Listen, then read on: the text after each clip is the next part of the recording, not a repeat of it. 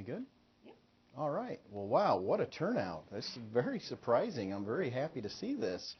I don't know how many of you know me. There's a few familiar faces out here. My name is Rob Rotter. I'm the Iowa County Sheriff.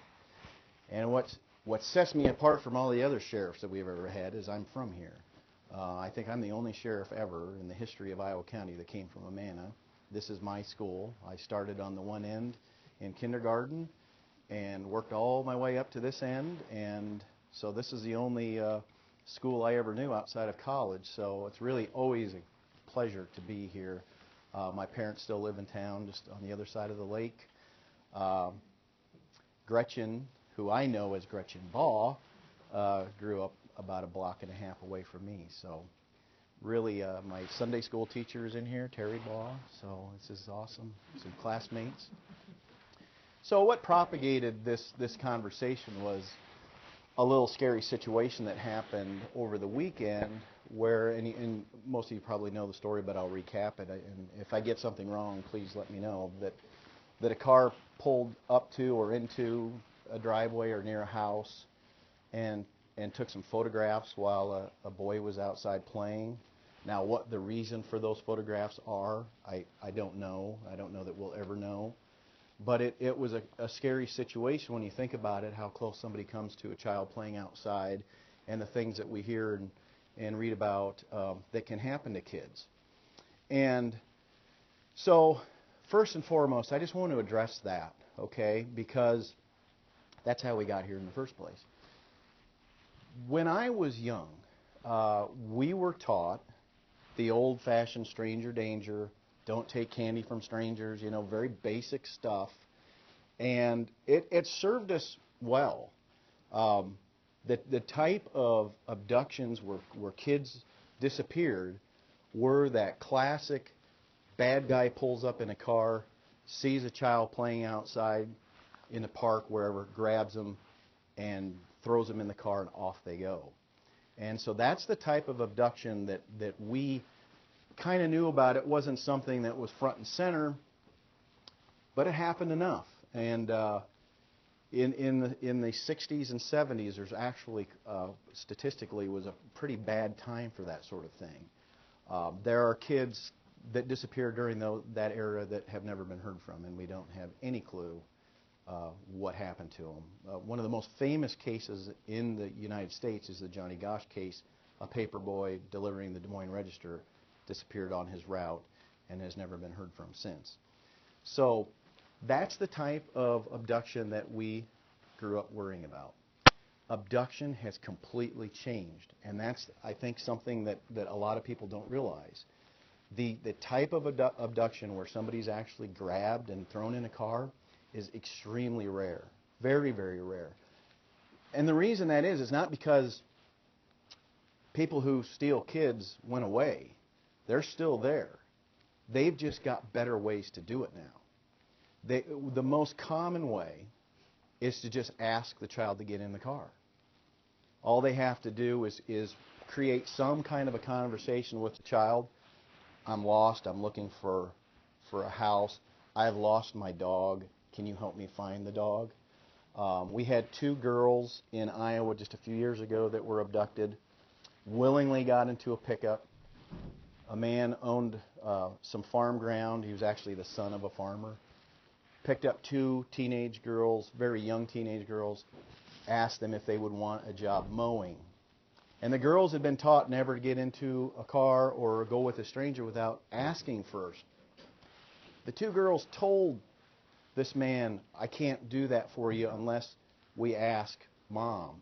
So he says, oh, absolutely. I wouldn't hear of it. Hop in, we'll go to your parents' house, we'll get permission. Well, that was the end of that. Now, we know that story because, unfortunately, one of the girls was killed. The other survived and was able to tell this story. So they weren't pulled into the pickup kicking and screaming. They got in willingly. And that is how it happens. The other side of it is there's a relationship there that started, and one of the most common things we're dealing with now is contact made over the internet. Now, when I was a kid, many, many years ago, we didn't have to deal with this. The people that we knew, if I had a friend, I knew who they were, where they lived, who their parents were. I knew everything, right? Now we have virtual friends. We have friends with people on the internet that we think we know who they are, we think we know what they look like, we think we know where they live, but in reality we don't. And if you think about kids, and I'm sure there's kids in this room, and I'll bet you my kids are they're just as guilty. I have a 16-year-old and a almost 15-year-old. They have social media on their phones, and I know perfectly well they have friends they've never met. Friends, right? And they think they know who they are. One of the things that I've been involved with since being sheriff is the abduction of kids. I've studied it. I've gone to Virginia. We are actually in Iowa County trying to set up a task force to combat that. See, we never want it to happen. We've never had it happen in Iowa County. We want to leave it that way. But I got very interested in how these things happen because I don't care where you are, where you live, big city, little town, these things statistically happen all throughout the country. So there's somebody who lives in Cedar Rapids is in no more danger statistically than someone who lives in Amana, because these are crimes of opportunity. Most of the child abductors don't plan their abduction. They actually, it's something in the back of their mind that they've thought about, but until something presents itself, some situation presents itself, that's when it happens. So it's many times spur of the moment. On the other hand, though, when we deal with the internet issue, what we have, and I'll give you a case study, and this just really shows you that it can happen to anybody. We have a 13-year-old girl. She lives in the Midwest. She has the perfect family that we would think of as the perfect family. She's got a little brother, got a mom and a dad. They live on a nice acreage. They're middle income. Everything's perfect.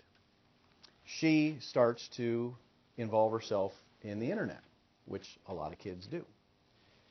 And she befriends a 15-year-old boy on the internet.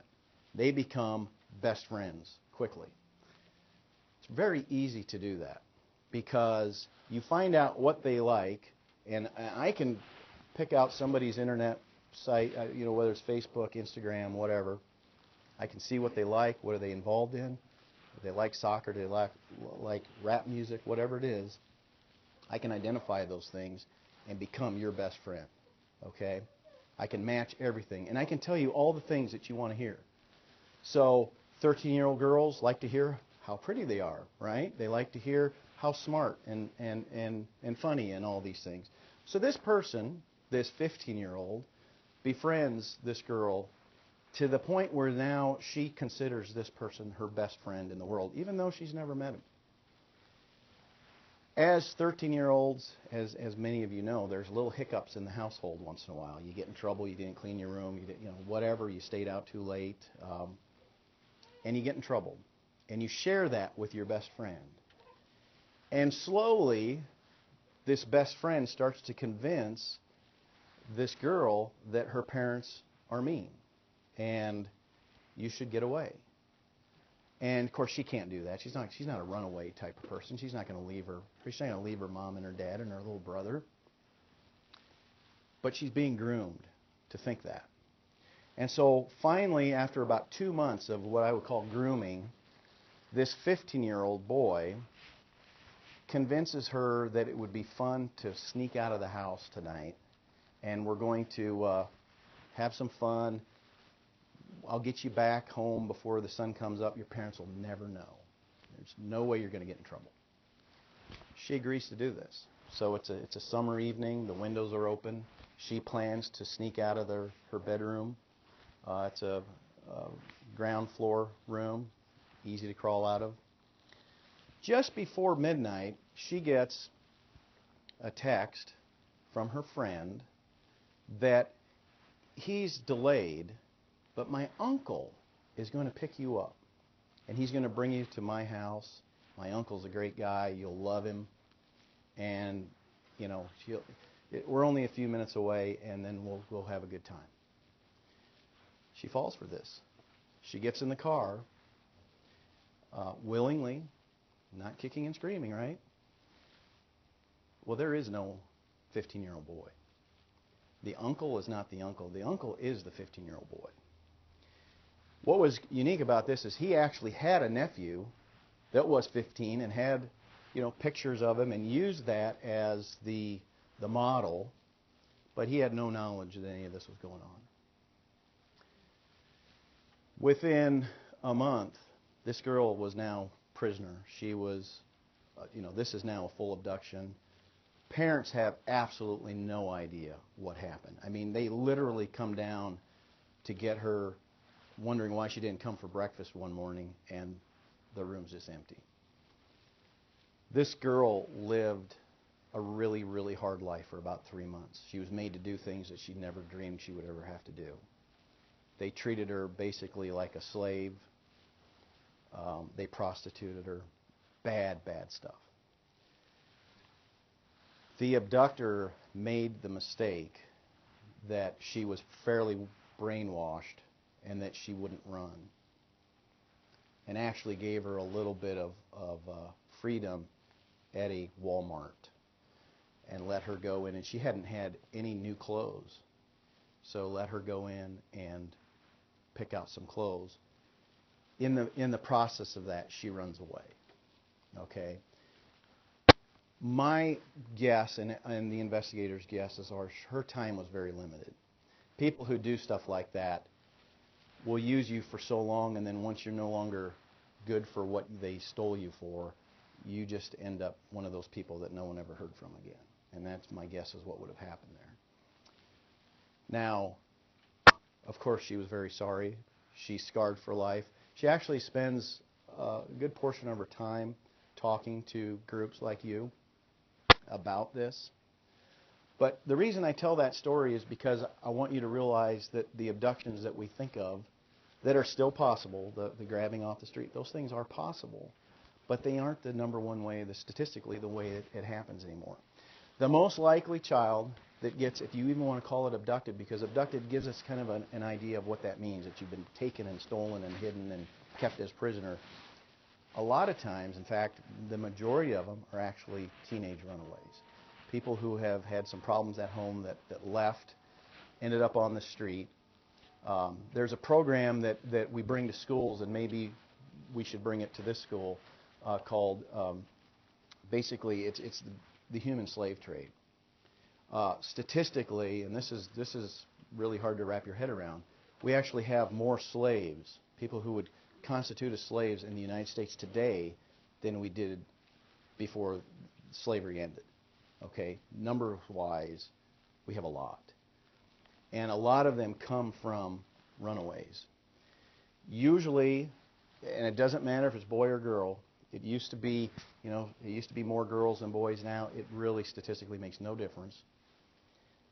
If you run away from home, within the next 48 hours, very likely you're going to be approached by someone who has ill intentions. They'll see you, they'll buy you some food, they'll give you a place to sleep, and next thing you know, you're pretty well a prisoner.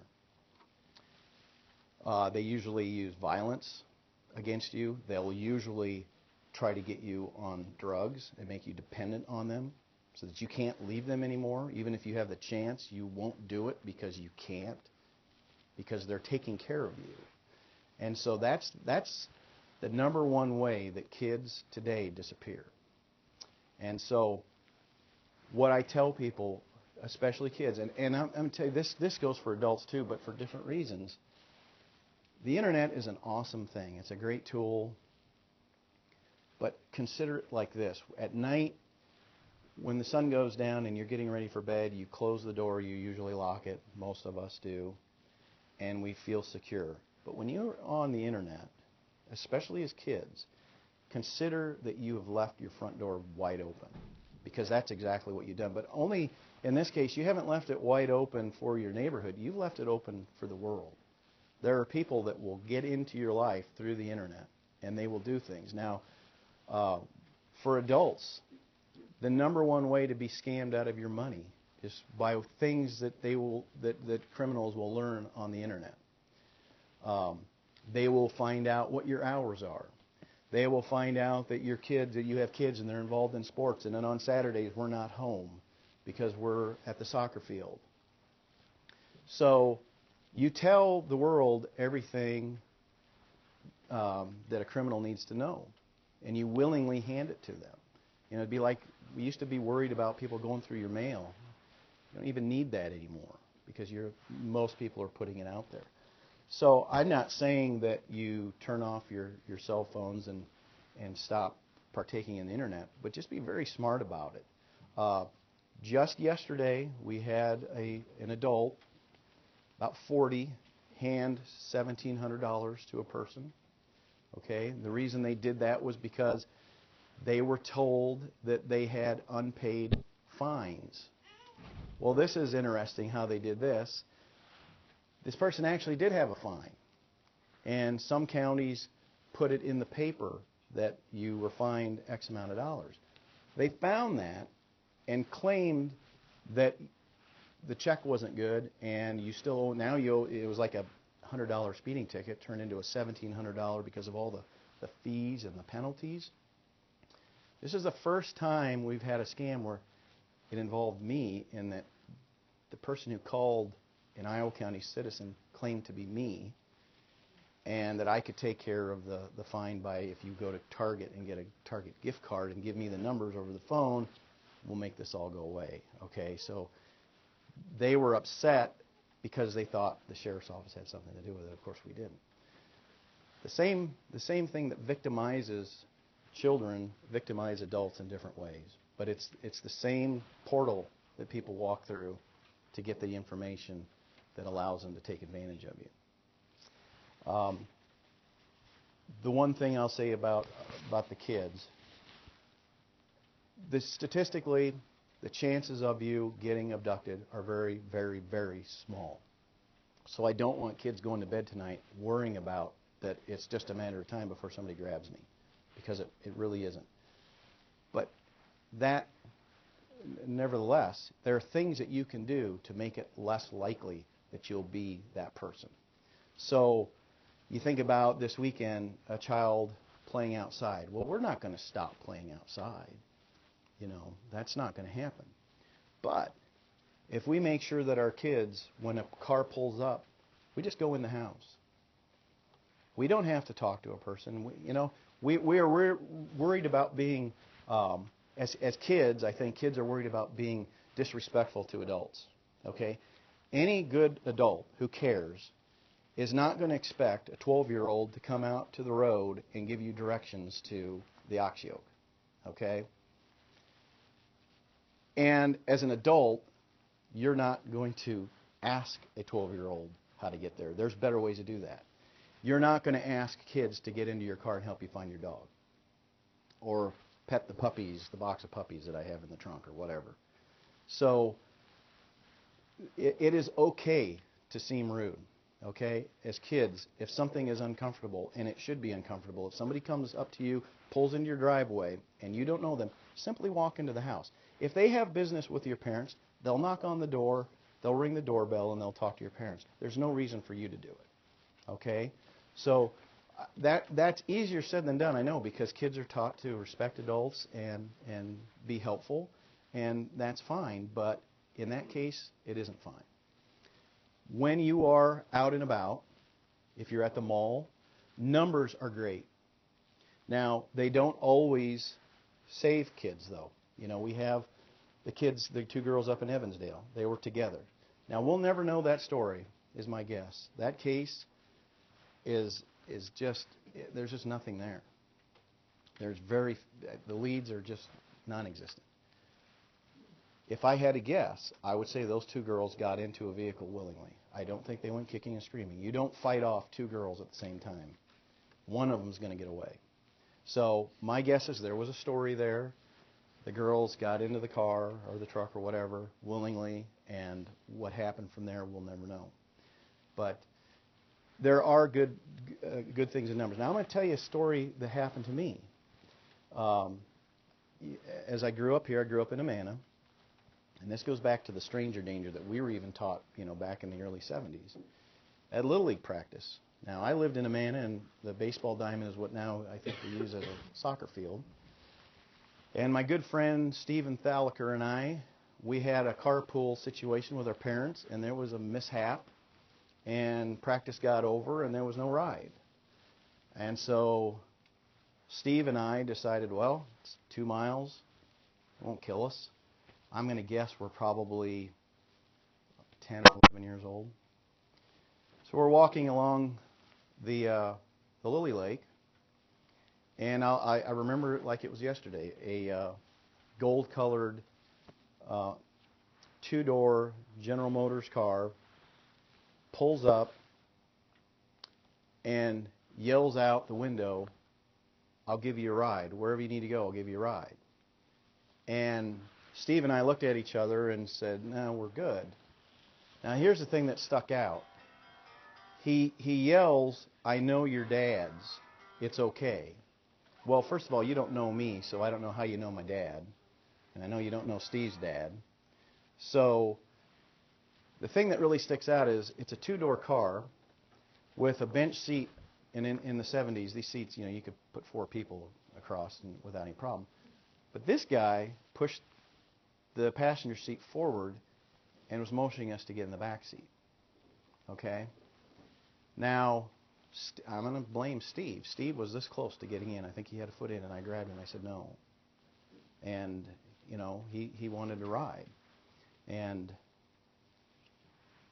later on, we described the car, the person, to our parents. It was nobody we knew. Now, what was going to happen there? I don't know. But it sticks out in my head that's the kind of thing. That's an opportunity. Nobody knew that we were going to walk there. That's somebody probably with ill intentions that sees that opportunity, and those are the types of things you have to be careful of. Now, with our communication capabilities, that's probably not going to happen much anymore, getting stranded at the baseball field. But if it ever does, don't take long trips walking along a highway by yourself. Stay with friends. I'm certain that if I wouldn't have been with Steve, he would have gotten in the car, and I don't know what would have happened. Hopefully nothing, but I don't know. Why an adult would want to pick up 2 kids he doesn't know and put them in the back seat, I have no idea. But it's something that I'll never forget, and it really makes me think about the possibilities there. But those are the types of things that you just really want to think about as kids and as adults, and have those conversations with your kids of what you should and shouldn't do. And really, you just have to, the stranger danger thing, it's good advice. But there's another side that we have to think about, and that is many times, and we talk about statistics, and we're faced with statistics. When a child is abused or even, in the worst case, murdered, many times the culprit is somebody the family knows. Might even be somebody you're related to. So it is very important that we tell our kids that if anybody makes us feel uncomfortable, that we tell the person we trust the most. And no matter how awkward it may seem, these are the things that you have to do. Because the chances are, in those situations, you will know your abuser. So that's a tough thing to explain to kids because, again, we're taught to respect our elders and this and that, and so it's really hard for a child to stand up to an adult and say this is wrong and tell somebody about it. But it's just something we have to do. Okay? So that's the scary stuff. Okay? The good stuff is you really need to be more careful about getting hit by lightning. Okay? Playing safe and not playing out in the yard when there's lightning, because you're going to probably statistically more likely to get struck by lightning than you are to get abducted. But we probably won't get struck by lightning because we'll take precautions as well, right? We won't play under the tree in a lightning storm, right? So all the things that we know of that can hurt us, we want to take precautions. Silly things that we think of as silly that you need to do to keep yourself alive. The number one, does anybody in here, and I'm going to talk to the younger kids, does anybody here know the number one cause of a child's severe injury or death? Does anybody know what it is? Any guesses? Got to be a guess. Something you did today already. Yeah. That's the number one way to lose your life as a child, is in a car. So the most dangerous thing you've done today was driving the car. People, when I was younger, nobody wore seatbelts. Cars weren't even designed. I mean, they were there, but it just didn't work. And they were uncomfortable and very inconvenient. That's no longer the case anymore. But when I first started working in the sheriff's office, and that's been 29 years ago, I can't begin to tell you how many adults and children that I had to take out of cars that didn't survive the accident, that weren't wearing seatbelts. I saw people die that shouldn't have even been injured. Okay? So when we're talking about safety, that is the number one way to stay safe, is simply put on your seatbelt. Under Iowa law, everybody under 18 needs to have a seatbelt on now. So there's really no excuse not to do it, and we've all grown up doing it, and we should be willing to do it without any issues. And don't think that just because you're running, a mile or something to go run an errand, that seatbelt doesn't count. Because again, those pesky statistics tell us that we're more likely to get involved in an accident within a mile of our home than anywhere else, because that's where we travel the most. So be very, very careful. So that's that. There's got to be questions that we can answer. So this is Ask a Cop time now, okay? And I'll tell you, I've got bribes in the bag, okay? So whoever is asked the question is going to get a prize. Does that work? There's got to be something. Yes. If you see someone drive over to your house and you ask them if you want to ride, and I would always say no. Good. That's perfect. Will you catch this if I throw it, or will I knock someone's glasses off?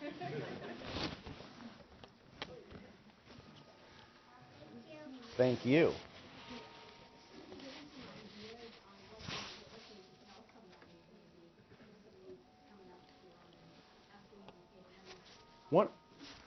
That's a great question. One of the easiest ways for a child to get out of that situation is to deflect it. And the way to deflect it is say, I'd like to help you. I got to go talk to my mom real quick, or my dad. I'll be right back. And then run into the house and don't come back out again. If you're home alone, like, I grew up, my parents were working. If something bad happened, I was on my own, and I think there's probably a lot of kids in that situation too during the day, especially in the summer. So deflect it. Blame it on somebody else. You don't have to be the bad guy. Just say, I've got to go talk to my mom, or I got to ask my mom something, and go do that, and then lock the door. Yes? Is it okay to ride with a police if a police car comes up? Yes. As long as they identify themselves properly. Now, if somebody just says, I'm a cop, like one of my problems is I drive an unmarked car. Okay? I don't look like a police car. Okay? So I would be really, if I had to pick you up, I would call for a marked car. So I didn't put you in that situation. Because how do you know, right? But, a fully marked car in uniform, and there's a situation that exists that, something's happened where, you need a ride, yes, that's fine. But don't just take someone's word for it, okay?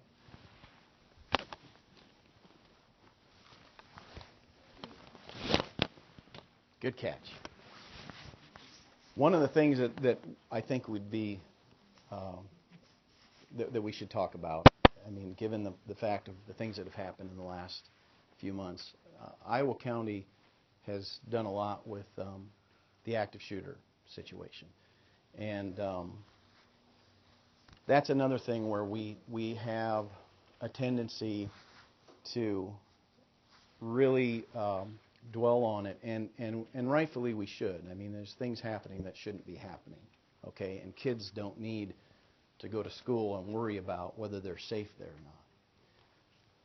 But the one thing that I do have to point out is when you look, and I always hate to throw out statistics, but it's how we judge things. The number of shootings in schools isn't really going through the roof like you might think it is.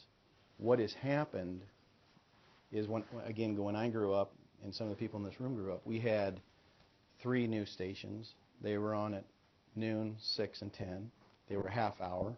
It was local news and then maybe some national news, and that was it. And then tomorrow, new news took its place, and the world kept going. Now we have 24-hour news. So when there's a shooting, we hear about it. If you look, and it's very easy to do this, FBI crime statistics are not a secret. They're there to look at for anybody. You can just Google it and look at violent crime in general. It's actually been steadily going down over the years. What I really liked, and I know a lot of schools, and you guys weren't put in that position because you were on spring break, but a lot of schools had walkouts. And the one thing that I really like to see, and I don't know what, and I'll bet you a kid came up with this, and it's just the most wonderful thing, is they had the walk-ins. Did you hear about any of those? Where you picked a kid that maybe hadn't talked to you before, maybe had lunch with that person who always sits alone. Those are the types of things that kids can do that will affect this problem that we have, is not to have the outcasts. And I'll tell you what, I've heard parents talk about how we're making kids soft these days. They're too soft. This bullying is, it's not that bad. We've all dealt with bullies. No, I don't buy that. The reason I don't buy that is when we had bullies, the bullies were on the playground or after school or something, and then when they went home, you went home, it was done.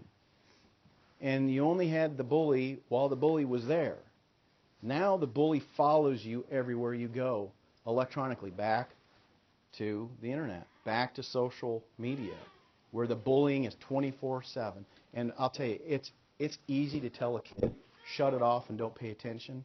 But when all your friends are talking about the kid that's making fun of you, and they're posting it, and they're sharing it, and it's all over the place, and you can't walk down the hall without people snickering because of the joke that's going on around you, that's not the kind of bullying that we ever dealt with. So that's the kind of thing that we can affect. Some of the worst bullying situations I've seen that actually resulted in criminal charges got there because the parents were taking part in it. And some of that, we can deal with when a 12-year-old and a 14-year-old are going at it on the internet. We can deal with it internally at the school. But when parents start taking part, and you'd be surprised, it would sicken you how many times that happens, where a parent is actually taking part in the bullying and propagating it. And we've seen cases nationally where that's happened, and people have been charged criminally. I will tell you, in Iowa County, we have charged parents criminally with harassment of a child because of that. So those are the types of things, in my opinion, that we can affect to change what we've got going on here. You think about all the laws that we have on the book. They all come down to one thing. How do we treat people? I don't care what it is, how we treat other human beings, that is what our law is all about. And until we fix that, of how we treat other people, I don't see where this is going to end. And so yesterday when I saw that movement where kids were taking that initiative to be friends with people, that was awesome. That was the biggest step I've seen.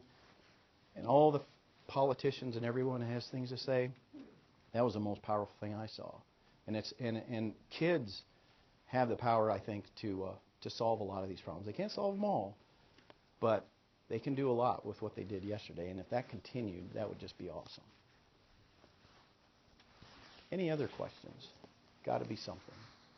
Yes. So this is kind of like a what if thing.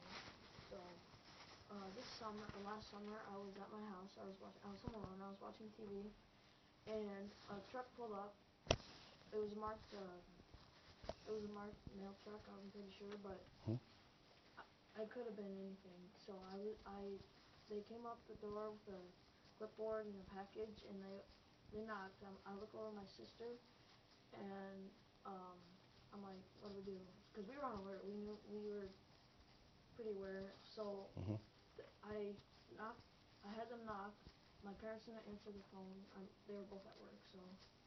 Um, so I opened the door. I'm pretty sure I could have handled this a lot better. I opened the door. He asked for a signature. So his parents aren't home, so he made me do it. Mhm. And then he dropped off the package. But I'm pretty Mhm. sure that was like he was a real guy. But Right. if he wasn't, then me and my sister probably would have been in more trouble. So I want to know what I should have done and what I can do better. Well, as I grew up, I knew our ups driver, UPS driver. Now, maybe we don't anymore. There's absolutely nothing wrong with just not opening the door. If you don't feel safe opening that door and you're not convinced it is who they are, or you have any question whatsoever, they'll come back. They'll probably put a little note on their door and say you missed a package, and now you know there is a package, and then maybe it'll be a little safer in your mind the next time if it does. But if anything gives you the weird feeling, or you just plain don't know, it's always best to err on the side of safety and just don't open the door. Right? Yeah. I'm going to get to you with that, too. Like, there's probably kids who don't answer the door, and they can see them in there. Absolutely. And that when they don't answer, that's just, it happens. And that's I'm sure it's something they're used to. Yep. Yes.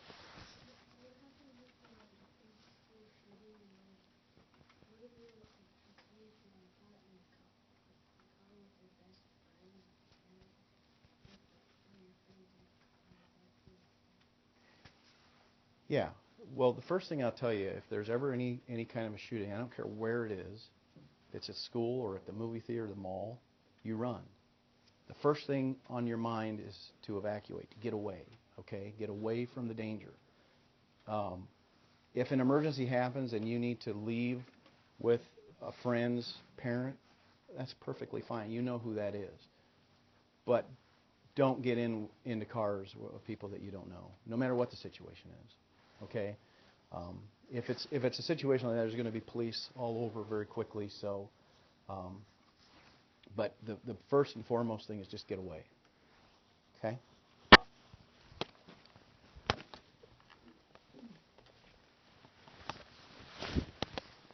Thanks. Yes. So let's say if your parents aren't home, like let's say it's the weekend and your parents aren't home and you're still at work, Mm-hmm. and the same person in the car keeps pulling up constantly next to your house. What should you do if your parents aren't home, like, and they keep like peeking out the window to see if they're like outside or something? Like, do it. Call us. Call us. You can call 911. To you, that's an emergency, okay, because you don't feel safe. So you're not going to bother us. You just explain to the dispatcher what you just explained to me and ask them to send a car, and we will come over and we will see who it is and what their business is.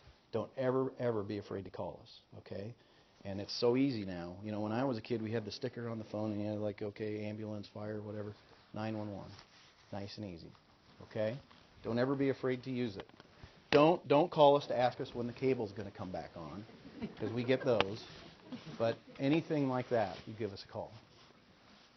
Yes? Can you talk to them a little bit about calling 911? What happens if they get scared? Things like that? Perfect question. First of all, a new thing that we're just starting in Iowa County, and it'll eventually be throughout the country, is texting to 911 is now an option. Now, here's my fear about that. You text 911, hit send. Now you're talking to the dispatcher with your thumbs. Okay?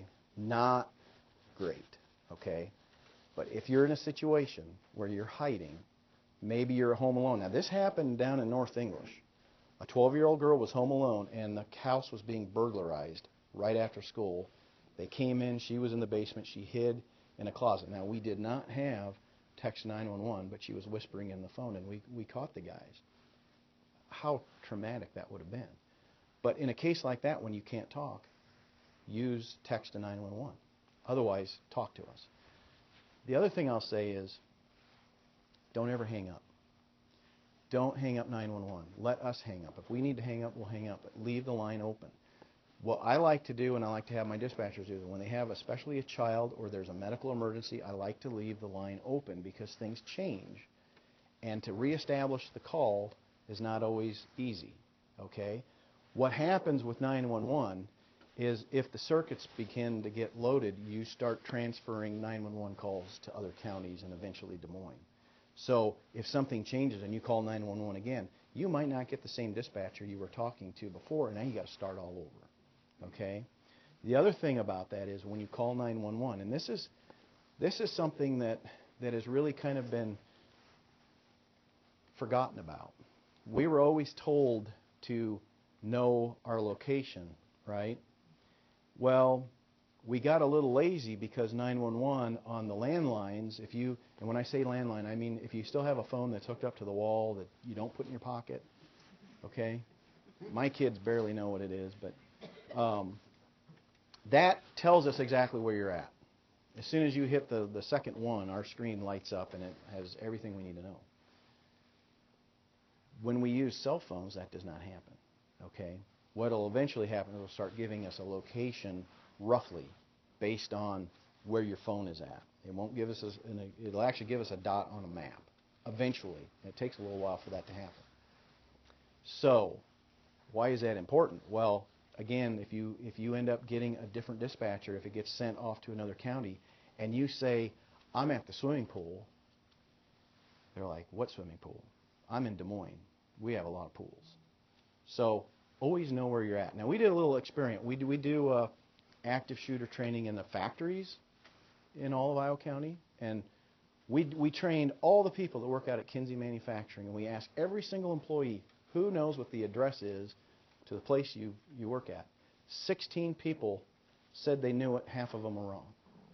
So know where you're at and be prepared when you call 911 to explain where you're at, because the dispatcher might not know where you're at. The first thing he or she's going to say when the answer is, this is Iowa County 911, what is the address of your emergency? That's the first question they ask, because all the help in the world is worthless if we don't send it to the right place. So that's a big thing to remember as kids. Now, if you don't know where you're at, and you might not because you've been in maybe a car accident and you're the only one who can call, don't hang up. Leave that phone live. The dispatcher will continue to talk to you, and as long as we keep you on the line, the mapping gets better and better because it starts bouncing signals around and it triangulates and it finds you, okay? Did I answer that okay? Okay. Do you want a pencil? Say that if they don't know where you're at, say they're babysitting or something, piece of mail. Yep. It might have an address on it. It might. Or a magazine or something. Yep. Sometimes has an address that they can Yep. relay that to their dispatcher. Something else we like to do at night and even during the day is if you can turn on a porch light, that helps. That's very helpful. If you can even tell the color of the house, that helps. Anything at all that gets us there faster, that's the big trick. Other questions? I've got some footballs left. A lot of these guys play Fortnite. Mm-hmm. And they're playing with kids Yep. all across the country. Yep. And if you can talk a little bit about, like, I always tell Ryan, don't tell them Right. the town you live in. I mean, Right. if you say you're from Iowa, that's fine. Right. But I even told him if somebody ever asks specific towns, well, I don't care. Say Des Moines. There's a lot of people Right. who live in Des Moines. And the people that want to take advantage of that will mine for that information. And what a lot of times they'll try to do is you make these Fortnite friends online, and they'll want to know, hey, what's your Snapchat address or what's your Instagram? And they'll get closer and closer to you. And that they use online gaming a lot. So never believe that the person that says they're the 14-year-old living in Cincinnati is really the 14-year-old living in Cincinnati. You have no idea who they are. So that's a big one. And Fortnite, the online gaming, it seemed kind of like it was starting to kind of wane a little bit, and then this comes, and now it's all you hear about. Ryan was like, he's been so nice. And I'm like, Yeah. I don't care. Yeah. I Yeah. said, you just Well, play the game, don't give them any information. Exactly. That's fine. You don't have to be worried about it. Just don't give them Yeah. Well, you won't find the online pedophile. You won't find anyone who's nicer. Those will be the nicest people in the world. Yeah. So if we talk about how cell phones, and the internet are not necessarily that great, but have you come across any? Well, I want to emphasize that when the kids have their phones, I don't want them to be so focused on their phones that they're not aware of their surroundings or Right. where they're going or their landmarks that they're at. So Right. if you can emphasize they need to be aware, not focused on their phones, because I think that's a false sense of security when kids are out playing outside. Right. But also to the second part, are there any apps that are helpful? Have you guys come across anything in Iowa County that are like Find a Phone or Find a Friend or? Well, there is one nice thing, and there aren't very many nice things I can say about Snapchat, but there is one nice thing, is that you can pick who you share your location with. Right. And my rule with my kids is, I don't want you sharing your location except with me or your mom. Your friends don't even need to know where you're at. I mean, that's just because you don't know who else has access to that. So that's a good one. I think anything that you can do, and I don't want to be the spy for my kids, but I want to be the spy for my kids. So, the locator is always on for me, and there's all kinds of apps that you can use to locate the phone. So there's good ones out there. The ones you want to be careful of, the ones that put it out there for the world. And the other question you had was the being so intent into your. Well, that's a problem that we actually have here in Amana because of the trail. We have people that will sometimes walk out in front of cars because they're doing this, or they got the music on and they don't hear the horn honk. What was the game? It's Pokemon Go. Yeah, that was awful. People were driving in the ditch, running into trees. It was really not good. So the one thing that I always worry about especially is the kids that maybe are on the trail or on their bikes that have the earbuds in and they don't hear the car coming behind them. Some of the worst accidents I've been to have been bicycle accidents. They're just awful. And you can just imagine what happens to a person when they get hit by a moving car on a bike. So everybody loves their music, but listen to the music at home. Don't have the earbuds on when you're out and about and you're walking or biking or whatever. It's so dangerous. It's not worth it. Yes. Can you buy as dirty as you want? Is there a limit for you buying, or can you just go? Yeah, that was something that I talked about this weekend.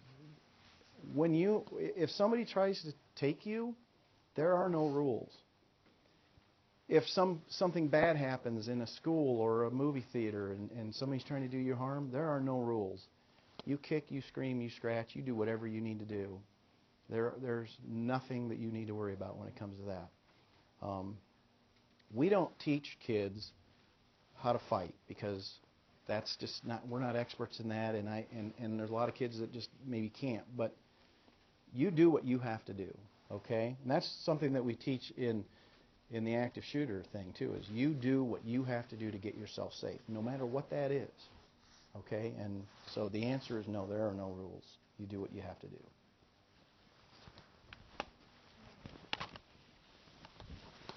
You're okay? It glows. Okay.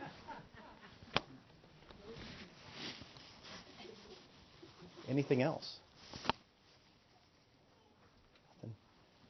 Well, I don't want to go home with all this stuff, so I've got some other things for you guys if you want to line up, and I'll hand it out. Now, one thing I want to tell you is you can always get a hold of me. Just call the Iowa County Sheriff, ask for the sheriff. If I'm not there, leave a message. I have an email and all that stuff. If you ever need anything, okay, adults and kids alike, you know where to find me, okay? Just call the sheriff's office and say you need to talk to me, and I'll be in touch with you, okay? And if I can ever be a service to any of you, you let me know, okay? So I really, really appreciate the opportunity to talk to you today. I don't get to do this nearly enough, so thank you. Have a great spring break, okay, and summer.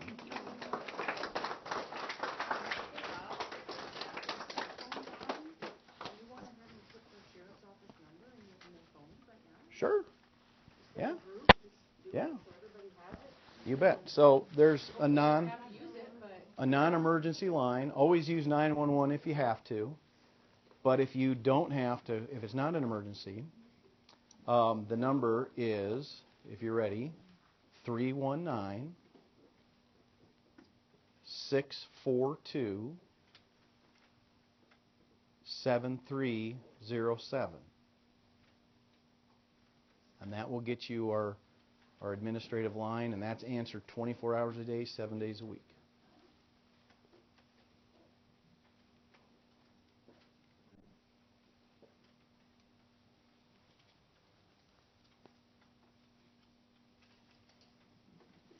All right. Thank you. So come up here. I got a lot of things that glow, so this will keep you up at night. You didn't have you want a pencil? Yeah. All right. I'll take the cup. You want a cup? All right. You want a pencil, or do you not use pencils anymore? These computers. You want that? All right. I hope I have enough. We'll have something all stuck together.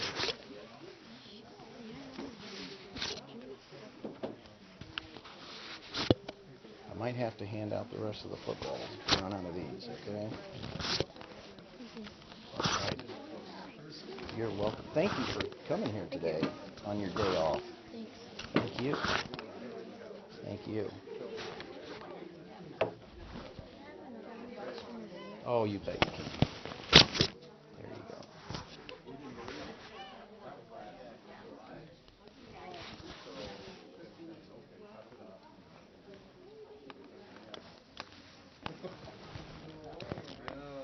Hey, Sheriff, can I get a little more detail on that